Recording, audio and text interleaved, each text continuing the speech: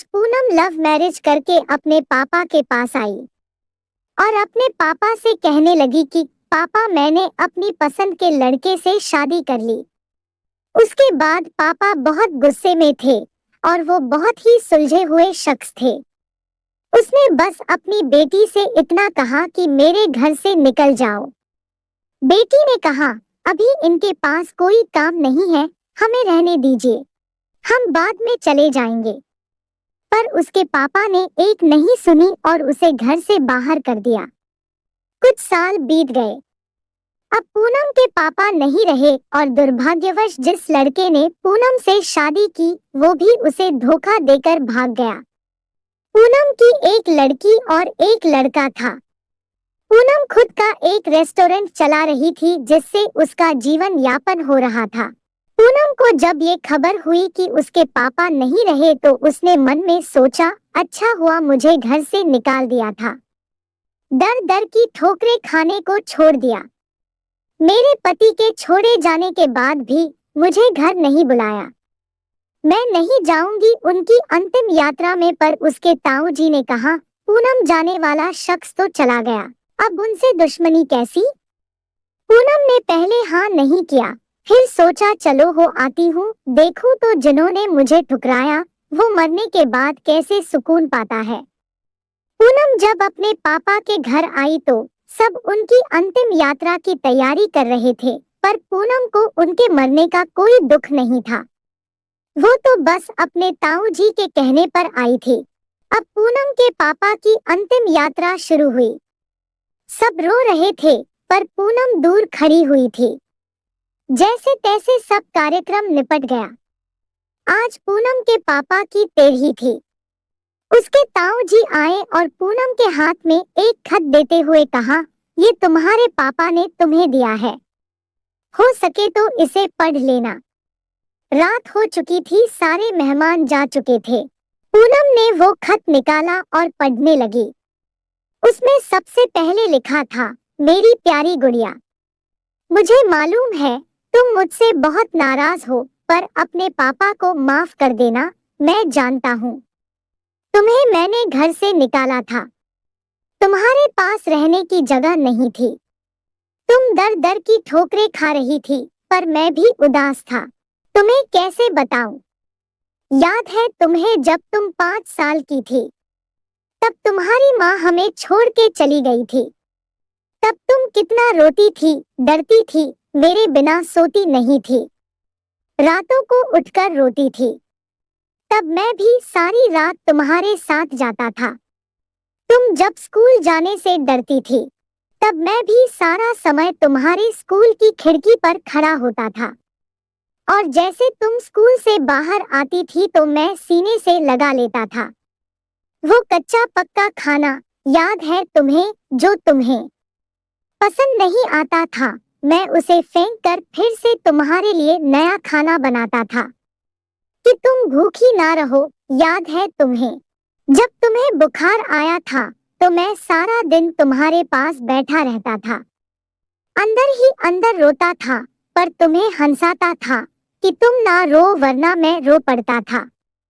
वो पहली बार की हाई स्कूल की परीक्षा जब तुम रात भर पढ़ती थी तो मैं सारी रात तुम्हें चाय बनाकर देता था। याद तुम्हें जब तुम पहली बार कॉलेज गई थी और तुम्हें लड़कों ने छेड़ा था तो मैं तुम्हारे साथ कॉलेज गया और उन बदतमीज लड़कों से भिड़ गया। उम्र हो गई थी और मैं कमजोर भी, कुछ चोटें मुझे भी आई थी, पर हर लड़की की नजर में पापा हीरो होते हैं, इसलिए अपना दर्द सह गया।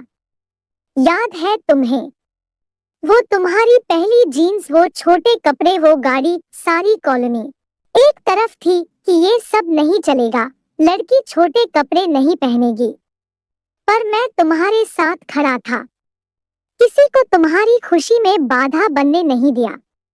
तुम्हारे वो रातों को देर से आना, कभी कभी शराब पीना, डिस्को जाना, लड़कों के साथ घूमना, इन सब बातों को कभी मैंने गौर नहीं किया।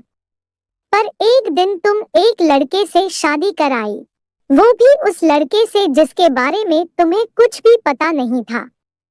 तुम्हारा पापा हूँ मैंने उस लड़के के बारे में सब पता किया। उसने ना जाने वासना और पैसे के लिए कितनी लड़कियों को धोखा दिया। पर तुम तो उस वक्त प्रेम में अंधी थी। तुमने एक बार भी मुझसे नहीं पूछा और सीधे शादी करके आ गई। मेरे कितने अरमान थे, तुम्हें डोली में बिठाऊं, चांद तारों की तरह तुम्हें सजाऊं, ऐसी धूमधाम से शादी करूं कि लोग बोल पड़े, वो देखो शर्मा जी जिन्होंने अपनी बच्ची को इतने नाजों से अकेले पाला है और तुमने मेरे सारे ख्वाब तोड़ दिए। खैर, इन सब बातों का कोई मतलब नहीं है। मैंने तो तुम्हारे लिए खत इसलिए छोड़ा है कि कुछ बता सकूं। मेरी गुड़िया अलमारी में तुम्हारी माँ के गहने और मैंने जो तुम्हारी शादी के लिए गहने खरीदे थे वो सब रखे हैं। 3-4 घर और कुछ जमीनें हैं। मैंने सब तुम्हारे और तुम्हारे बच्चों के नाम कर दी है। कुछ पैसे बैंक में हैं। तुम बैंक जाकर उसे निकाल लेना और आखिरी में बस इतना ही कहूंगा कि गुड़िया, काश तुमने मुझे समझा होता। मैं तुम्हारा दुश्मन नहीं था, तुम्हारा पापा था, वो पापा जिसने तुम्हारी माँ के मरने के बाद भी दूसरी शादी नहीं की। लोगों के ताने सुने, गालियां सुनी, न जाने कितने रिश्ते ठुकराए, पर तुम्हें दूसरी माँ से कष्ट ना हो इसलिए खुद की ख्वाहिशें मार दी। अंत में बस इतना ही कहूंगा कि मेरी गुड़िया, जिस दिन तुम शादी के जोड़े में घर आई थी, तुम्हारा बाप पहली बार टूटा था। तुम्हारी माँ के मरने के समय भी उतना नहीं रोया मैं, जितना उस वक्त और उस दिन से हर दिन रोया। इसलिए नहीं कि समाज, जात, परिवार, रिश्तेदार क्या कहेंगे, इसलिए वो जो मेरी नन्ही सी गुड़िया सूसू तक करने के लिए सारी रात मुझे उठाती थी। पर जिसने शादी का इतना बड़ा फैसला लिया पर मुझे एक बार भी बताना सही नहीं समझा। गुड़िया, अब तो तुम भी माँ हो, औलाद का दर्द, खुशी सब क्या होता है। वो जब दिल तोड़ते हैं तो कैसा लगता है। ईश्वर तुम्हें कभी ये दर्द ना दिखाए। एक खराब पिता ही समझ के मुझे माफ कर देना मेरी गुड़िया। तुम्हारा पापा अच्छा नहीं था जो तुमने उसे इतना बड़ा दर्द दिया। अब खत यही समाप्त करता हूँ। हो सके तो माफ कर देना। और खत के साथ एक ड्राइंग लगी थी जो खुद कभी पूनम ने बचपन में बनाई थी और उसमें लिखा था, आई लव यू मेरे पापा, मेरे हीरो, मैं आपकी हर बात मानूंगी। पूनम रो रही थी, उतने में उसके ताऊ जी आ गए। पूनम ने उन्हें रोते रोते सब कुछ बताया, पर एक बात उसके ताऊ जी ने बताई। उसके ताऊ जी ने कहा कि पूनम, वो जो तुम्हें रेस्टोरेंट खोलने के और घर खरीदने के पैसे जो मैंने दिए थे, वो मैंने नहीं बल्कि तुम्हारे पिताजी ने मुझसे दिलवाई थी। क्योंकि औलाद चाहे कितनी भी बुरी हो, माँ बाप कभी बुरे नहीं होते। औलाद चाहे माँ बाप को छोड़ दे, माँ बाप मरने के बाद भी अपने बच्चों को दुआ देते हैं। तो दोस्तों, इस कहानी को सुनकर क्या महसूस कर रहे हैं, क्या फील कर रहे हैं, प्लीज अपनी बात हमें कमेंट में जरूर बताएं। पर अगर ये कहानी अच्छी लगी हो तो चैनल को सब्सक्राइब और दोस्तों के साथ शेयर करना ना भूलें।